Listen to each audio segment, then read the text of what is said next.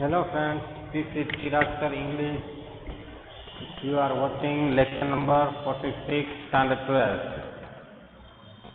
દોસ્તો આગળના લેક્ચરમાં ઇન 45, 44 આપણે લોકો લેપિંગના રીડ 1 અને રીડ 2 ભણી ગયા.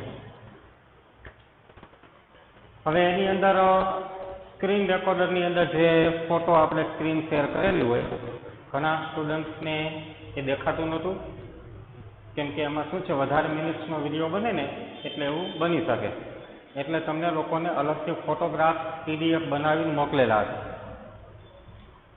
એટલે હવે પછી એનો કંઈક રસ્તો કાઢવો પડશે જેથી કરીને તમે જોઈ શકો. લેપિંગ તો તમારી પાસે છે નહીં, પણ ટેક્સ્ટ બુક બધા પાસે છે. લોકડાઉન પહેલા આપણે ક્લાસની અંદર ત્રીજો લેસન ચાલુ હતો, યુનિટ 3 મેનેજ યોર સ્ટ્રેસ. એક બે સ્ટુડન્ટ્સને મેં પૂછેલું હતું કે દરેક ક્લાસમાં આપણે ક્યાં પહોંચેલા હતા. એમાં આમ તો 3 ક્લાસ સેમ ટુ સેમ ચાલતા હતા, તો સ્ક્રીન એક્સરસાઇઝે આપણે પહોંચેલા હતા. આ વિડીયો જોતી વખતે તમે લોકો તમારી સામે ટેક્સ્ટબુક રાખશો. ટેક્સ્ટબુકની અંદર પેજ નંબર 29.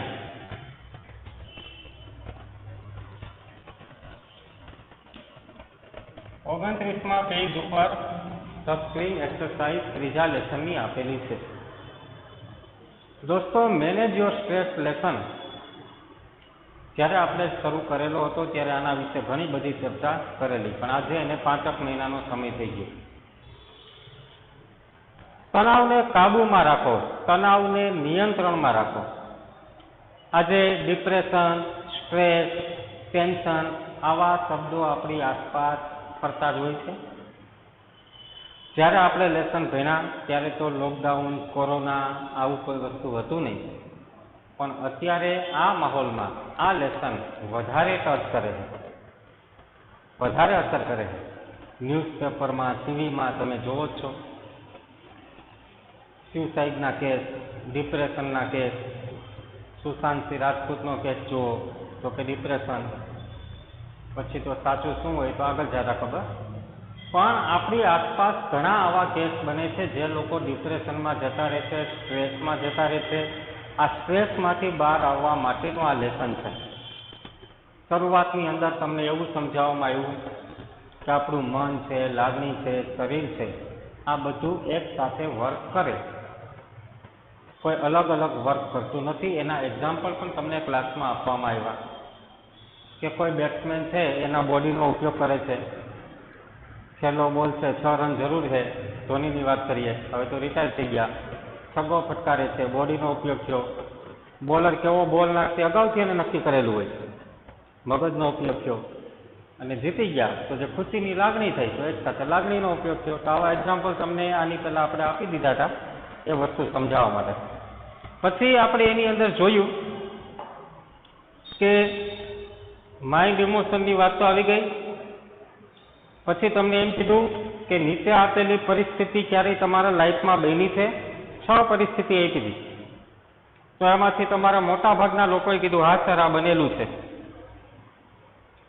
એ વસ્તુ આપણી લાઈફમાં બનેલી હતી. એનો મતલબ એવો થતો હતો કે આપણી અંદર ક્યાંક ને ક્યાંક સ્ટ્રેસ છે, ચિંતા છે, તણાવ છે. તો પછી લેખકે એવું કીધું કે એ તણાવને દૂર કરવા માટે કેટલીક એક્સરસાઇઝ તમને આપવામાં આવે છે. આ પણ એક એક્સરસાઇઝ છે, પણ એની પહેલા તમે કઈ ભણી ગયા? સ્ટોપ ઓવર થિંકિંગ, વધુ પડતું વિચારવાનું રોકો. જેનો famous dialogue I have no expectation and I will do whatever I will deal whatever happens when it happens. ત્યારે જે થશે ત્યારે હું જોઈ લઈશ, મારે કોઈ અપેક્ષાઓ નથી.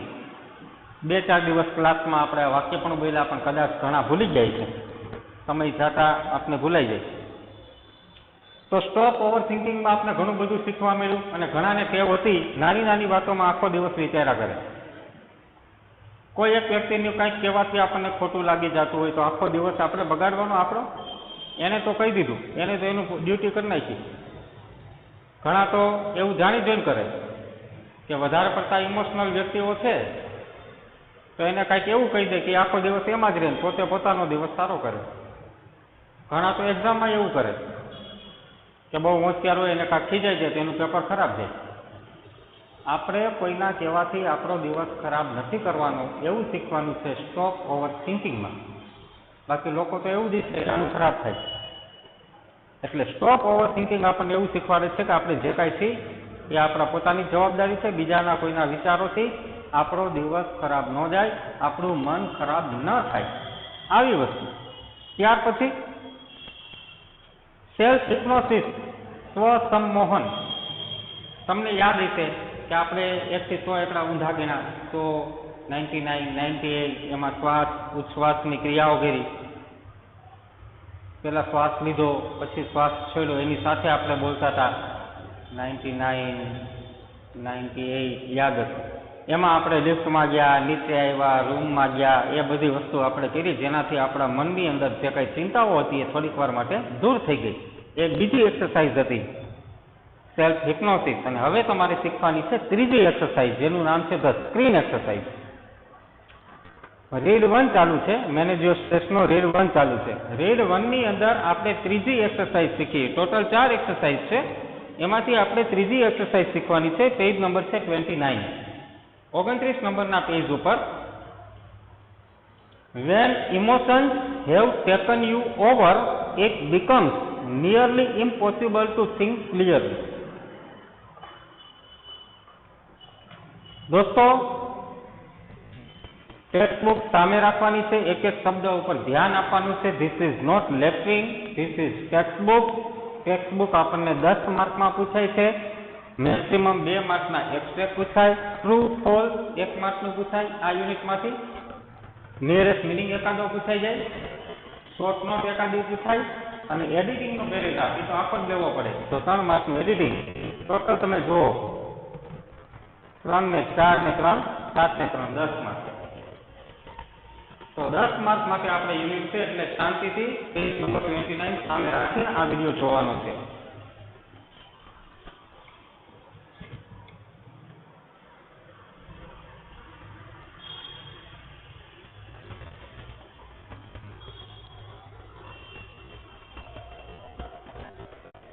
પહેલો જ પેરેગ્રાફ આપણે જોઈએ કે વેન ઇમોશન્સ એટલે લાગણી, have taken you over, have plus week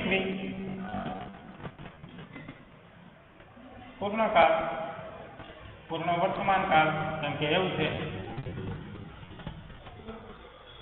taken you over, it becomes nearly impossible to think clearly. જ્યારે લાગણીઓ તમને ઘેરી લેશે ત્યારે સ્પષ્ટ રીતે વિચારવાનું લગભગ અશક્ય બની જશે. લાગણીશીલ રીતે તમે બનીને કાંઈ સ્પષ્ટ રીતે વિચારી ના કરો.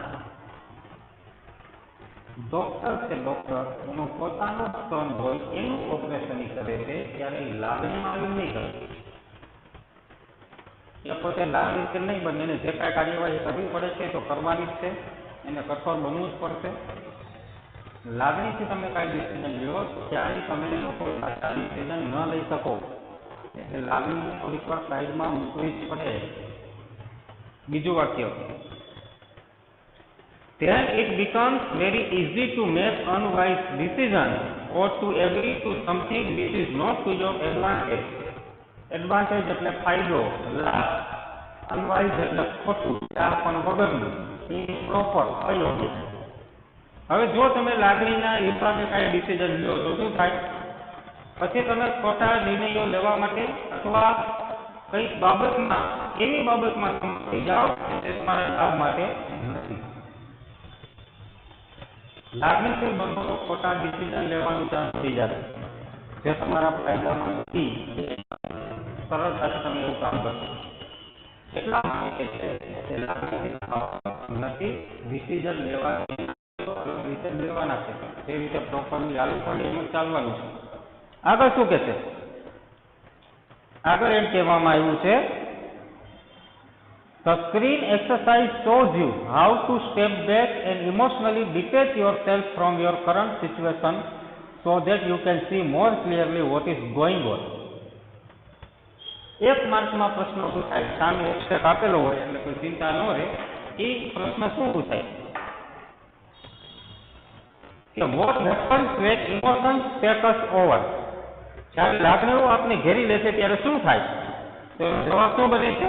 જે આપણે પહેલી રીતે ભણાવી, it becomes nearly impossible to think clearly. પછી બીજો પ્રશ્ન આવો પૂછાય, what does screen exercise show? Screen exercise શું દર્શાવે છે? તો જે આ લીટી આપણે બોલ્યા કે the screen exercise shows you how to step back. Step back એટલે પાછા પગલા કરવા, પાછું ફરવું. And emotionally detach yourself from your current situation. So that, જેથી કરીને, સો ધેટ એક સંયોજક છે.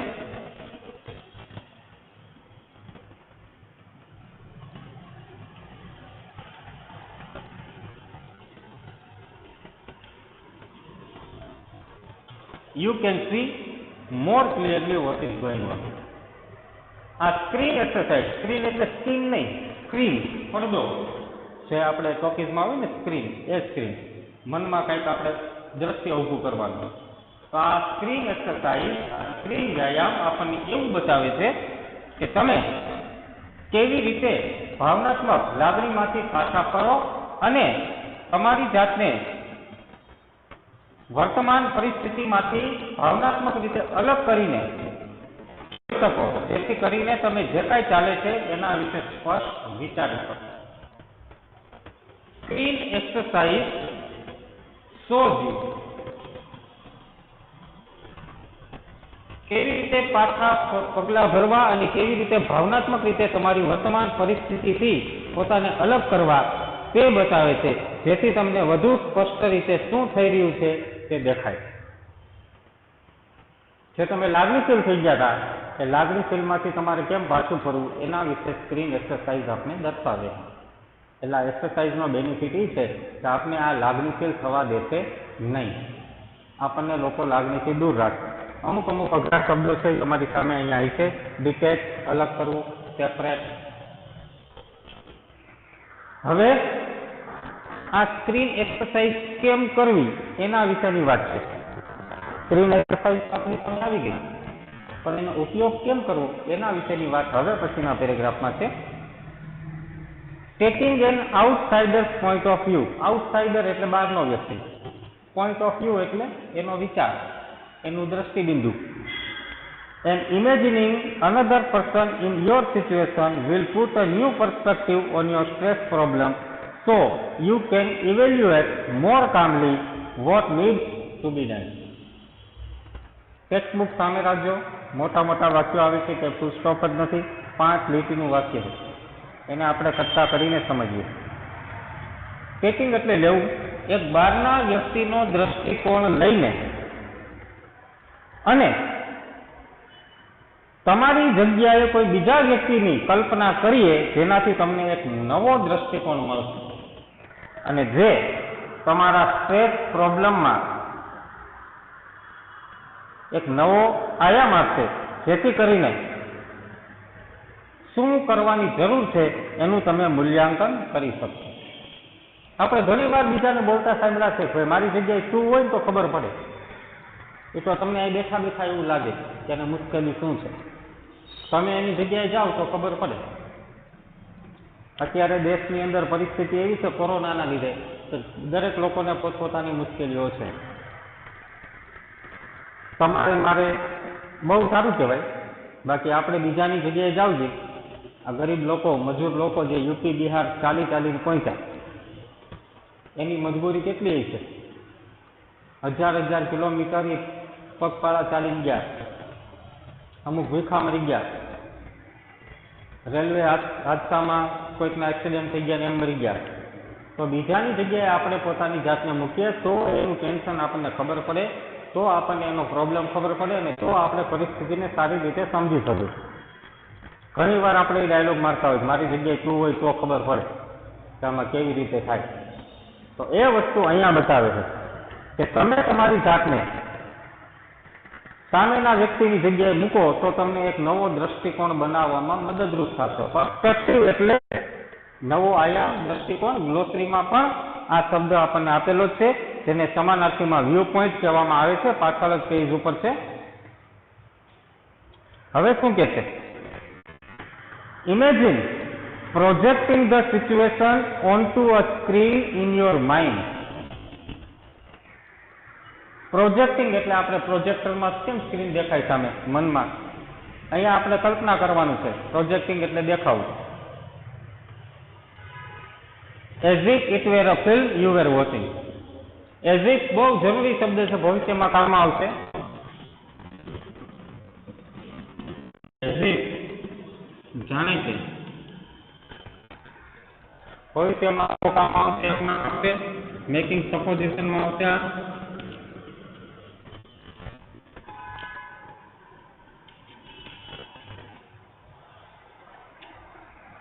તો આપણને એવું કહેવામાં આવ્યું છે,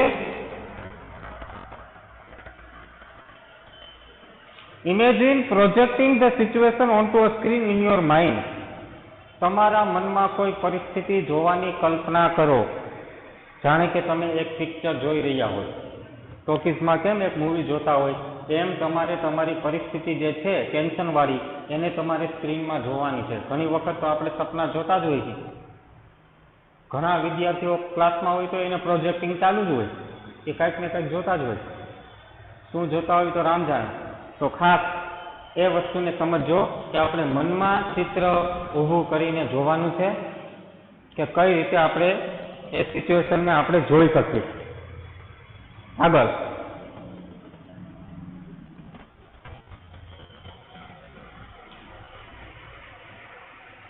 include only what has really happened, not what you are afraid might happen. Afraid એટલે ડર, બીક, ફિયર નો સમાનાર્થી. ઇન્ક્લુડ એટલે સમાવવું. આજે તમે જોવો છો તમારું પિક્ચર, એમાં એ જ વસ્તુનો સમાવેશ કરજો જે ખરેખર બનેલું છે, નહીં કે તમને બનવાનો ડર છે. મતલબ કે ભવિષ્યમાં આમ થાય તો એવી કલ્પના નથી કરવાની. જે રિયલમાં ટેન્શન છે એ ટેન્શનને જ તમારે ખાલી જોવાનું. કાલ્પનિક વસ્તુ છે આ બધી, એમાં બીજી વધારાની વસ્તુ આપણે લેવાની નથી કે આવું થઈ જશે. જે થયું છે એને તો તમને સાચી પરિસ્થિતિની ખબર પડશે.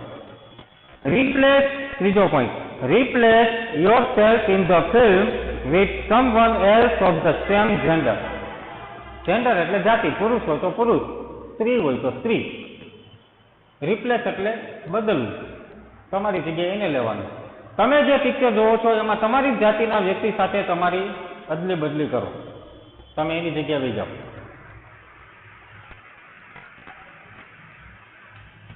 ચોથો point, watch the film as an outside observer.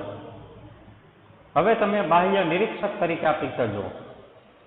તમે પિક્ચર જે જુઓ છો એમાં એક વ્યક્તિ છે, માનો કે છોકરો છે, એની યારે જે કાંઈ ઘટના બને એ બિચારો જે કાંઈ ટેન્શનમાં છે, એની જગ્યાએ આપણે આપણી જાતને મૂકી દીધી અને હવે આપણે બહારના વ્યક્તિ તરીકે પિક્ચર જોઈએ છે. એ સાચું કરે છે, ખોટું કરે છે, એવી રીતે આપણે જોવાનું છે. આપણે જ પણ સાચું કરી છે, ખોટું.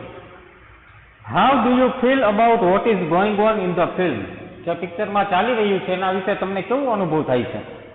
Vote advice would you give the person who is replacing you on the screen. જે તમારી જગ્યાએ માણસ તમે મૂકો એને તમે શું સલાહ આપશો.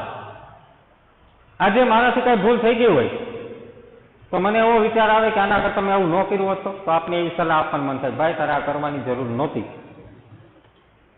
આ વ્યક્તિઓ સાથે તે દોસ્તી કરી એ તો ખોટું કર્યું, એવું આપણને કહે છે. આપણે જ પોતે આપણો માણસ એ જગ્યાએ મૂકો છે અને આપણે અત્યારે બહારના વ્યક્તિ તરીકે જોઈએ છીએ.